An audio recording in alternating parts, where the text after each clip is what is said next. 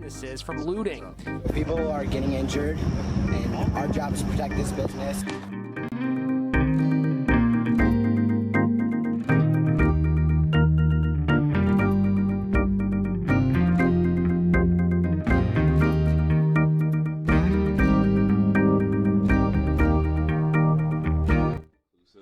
End up with the fissures that you have that create these sort of situations that we're dealing with now.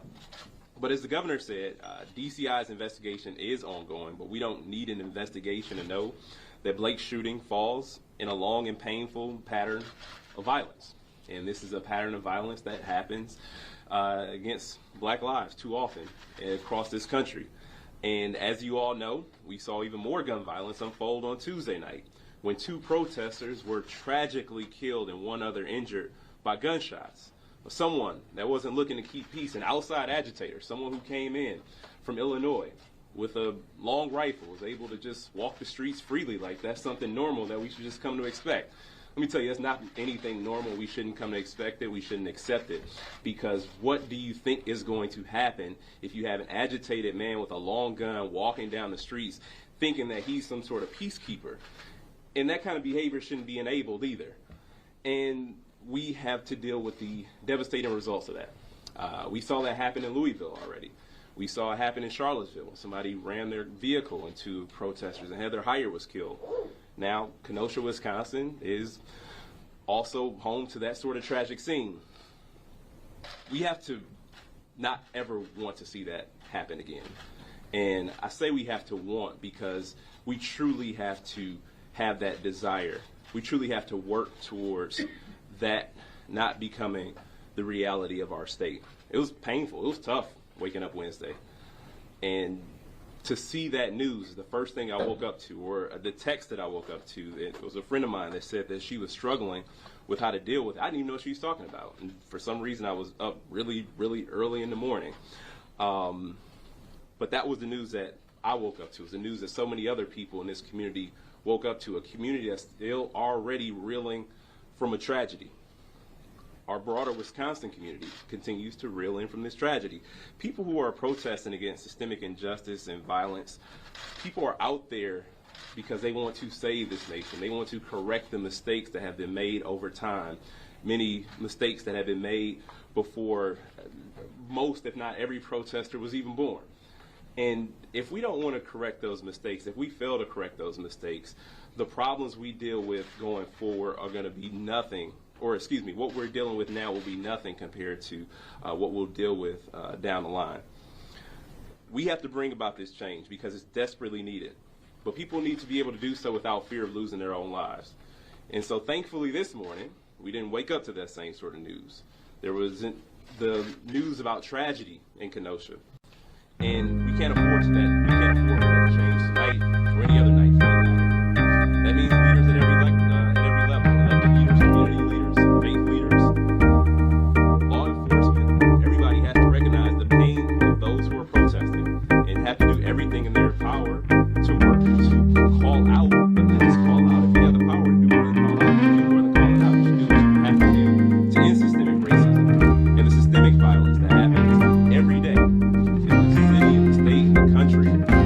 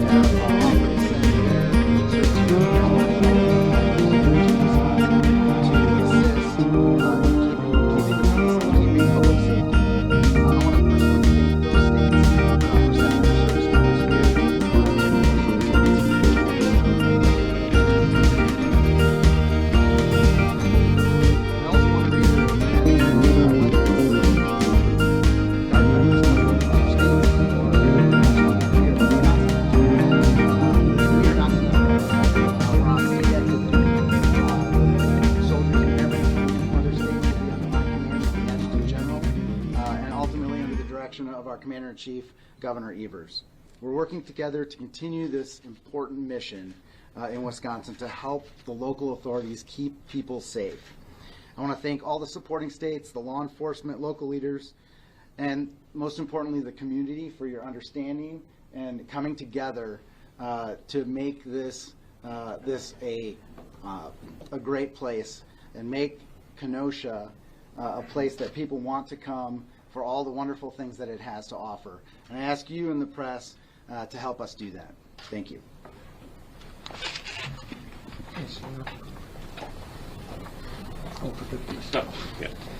Okay, with that, we'll entertain any questions you might have. Yes, ma'am. Governor, the Sun Times is reporting that Jacob Blake is handcuffed to his hospital bed. Does that concern you? Hell yes. I would have no personal understanding why that would be necessary.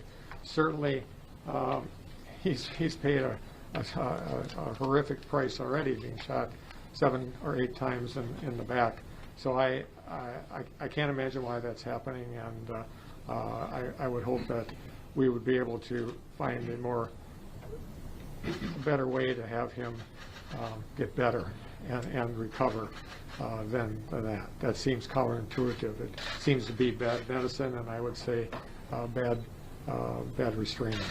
Governor, there's a video that's circulating. It's gone viral right now of what appears to be law enforcement officials on Tuesday night thanking the teenager who ended up being the shooter that night, who killed 2 people, thanking him, handing him a bottle of water.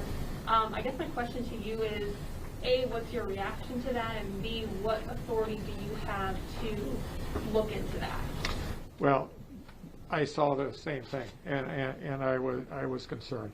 The overriding answer there is I would like to disinvite all those people that are running around with long guns for no apparent reason to stay home. I mean, I grew up in the Vietnam War era, folks, and there was nothing more important than freedom of speech, and I live that every day as governor. It is so important to have freedom of speech, and when you have outside people primarily, I'm pretty sure of that, running around with long guns. Some of them want to be policemen, some of them anti-police. It is a recipe for disaster, and it's a recipe for us to marginalize that freedom of speech that we all value so much. So as far as what I can do about that, I don't know if that was a sheriff's employee or a city employee. I don't know that, but I would hope that that person would be provide some corrective action and suggestions to him.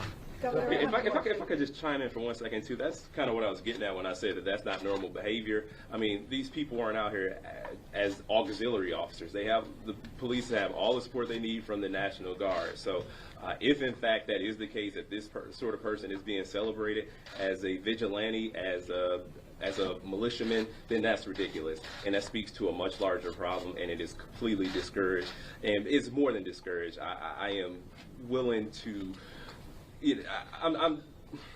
That should never happen. I can come to them. I apologize. I'm just saying that is something that is completely horrifying. If this in fact is, if these armed men who have no connection to even this state, the guys from out of town. So think about how ridiculous that is. Who is he accountable to? Nobody. And for him to even be able to shoot somebody and still walk away from the scene. I mean, they talked about finding a knife inside of the car, not even on Jacob Blake's person, but this guy's carrying around a long gun, killed somebody, just walking freely, was able to get back home to Illinois. Then, we got a much bigger problem on our hands. That's the case. Yes. This is for you and for Lieutenant Governor Barnes. It is encouraging to hear that you're upset by what's happening here in Kenosha, I'm sure. But a lot of our viewers are demanding change. I've heard you say that you want change. That change needs to come from the top down. What specifically are you going to do to make sure this doesn't happen again? Well, absolutely. This is critically important, and the previous protests across the state of Wisconsin are absolutely evidence that we cannot, we've got 400 years of systemic racism in this country, and if we don't do something about it, we'll be repeating Kenosha in cities all across our country and our state. So we need, we need a start, and that's why I asked the legislature to come in session next week to talk about some policing reform bills that frankly have bipartisan support already. And that would at least show, the people of the state that we have some interest in this topic. And so I'm hopeful that the Republicans can find the wherewithal to come to Madison for a day. They haven't been there for a long time. And we'll accommodate them the best way we can. But it's a start. We have to show the people of the state of Wisconsin that the political leadership in the state care about this issue. And this is a simple way to do it. So I'm counting on the Republicans to show up on Monday, next Monday, take up those bills, debate them, make them better, whatever. But they have to show an interest other than standing back and saying nothing. Leadership does start at the top, and the governor introduced this package of bills 2 months ago. Legislature hasn't met in 4 months. So I hope that you're asking the same question to the leaders in the legislature, because we have acted. Governor and Lieutenant Governor, I have a couple of questions for you. One, do you have any indication as to who the people are with long guns? Are they members of militia? The sheriff called them vigilantes. Have you been given any details? And the second question is, do you know whether or not the 17-year-old is charged in 2 murders because 2 people were killed, or if he's only charged in 1? Well, certainly being state officials and not involved with charging issues, all I know is that the people that are the anguish and the pain in the city, you can feel it. You can feel it even as people were cleaning up today and doing the paintings and those thousands of volunteers. But at the end of the day, we have to do better, and there's pain and anguish because of an incident that should not have happened in this state or in Kenosha. So we have to make sure that we do better. Now, to answer specific questions about charging, that's something for the authorities to take on. Lieutenant Governor, can you answer the question also about militias? Like, if you all have been told whether or not these are members of militias? I have no idea. I only know have seen from the video a person who, you can make the conclusion that he is some sort of vigilante, a person who thought that he was cleaning up the mess, quote unquote. So that's the only thing I can say to that. I don't know for sure, but it's something that we shouldn't expect. There's nothing that we should accept as normal, and it's ridiculous because you see the outcome of that sort of behavior. Governor Evers, have you had the chance to speak with the president about the use of the National Guard and just quelling the tension at all?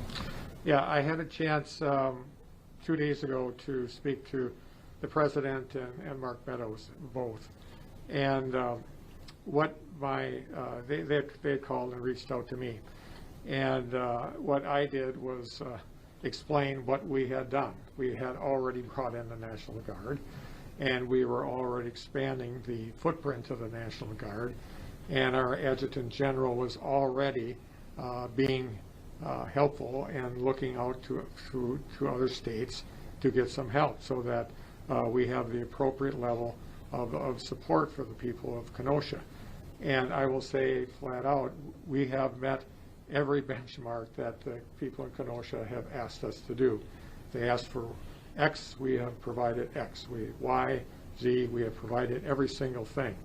So the conversation I had with Mark Meadows subsequent to the president's comments was, he said that first of all, I said, they asked if we wanted Homeland Security here, and I said no. And then they talked about National Guard assets. And I said, well, I'll tell you what, our general, Adjutant General, was already talking to other states. Instead of being at cross purposes here, why don't you just provide the information to him so that he can figure it out. And the answer was yes. It does seem to be that you don't want to be cross purposes or duplicating or having separate conversations.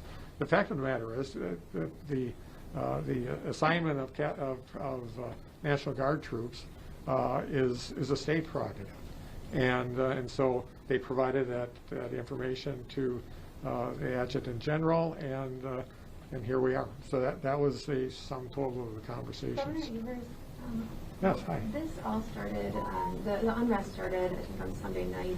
Why has it taken you 4 days to get to Kenosha? Oh my God, I'll tell you, I spend every waking moment communicating with staff members that are on the ground here, and also people from the governor's office. We're in constant communication with the people here in Kenosha. So I'm happy to be here today to see and talk with people on the street and understand their feelings. But as far as ongoing communication, it's been nonstop, 24 hours a day. Just to follow up, I guess why haven't you been here? I mean, I think you were at Molson Coors, I believe, the night that shooting happened. I'm sorry? I believe you were at Molson Coors the same night that had happened. Why has it taken 4 days to get here, even if you are in communication? Well, I came as soon as I can, okay? And